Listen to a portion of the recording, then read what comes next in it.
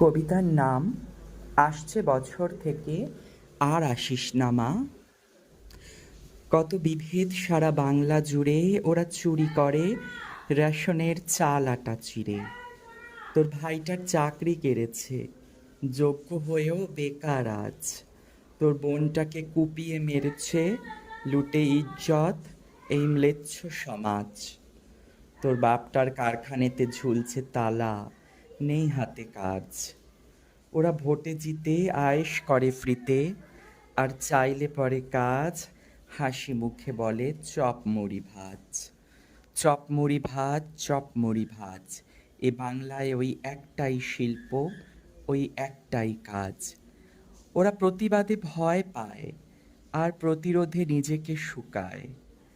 ওরা সেন্সার মানে না, সিনেমা ব্যান্ড করে, পাছে ভোট কমে যায়। ওরা হুইল চেয়ারে বসে ভোটে জিতে যায়, আর ভোট শেষে যুব সমাজকে পঙ্গু বানায়। তোর মা আজ ঘুরছে মারে আদালতে, কোর্টে আর জনতার ভিড়ে। মেয়েটার বিচার হয়েছে কোথায়? মূল দোষী যে বসে ওই মাথায়। যদি পারিস তোমা, টেনে নামা গদি থেকে বাংলার ওই সব রাবণকে। দেখবি সেদিন ঘরে ঘরে জ্বলবে প্রদীপ, হবে সত্যিকরের অকাল বোধন এ রাজ্যতে।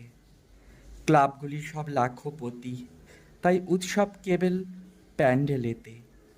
আর গৃহস্থের ঘরে রেশন চুরি, চাকরি চুরি, সম্ভ্রম হারানোর অন্ধকার। মা, তাই তো বলছি, যদি না পারিস ত্রিশূলে বিঁধতে, তাহলে আসছে বছর থেকে আর আসিস না রে। এ আশাই যেন তোর শেষ আশা হয় মারে। ডুবে থাক বাংলা আর বাঙালিরা অজ্ঞতার অন্ধকারে, যুগ যুগ ধরে।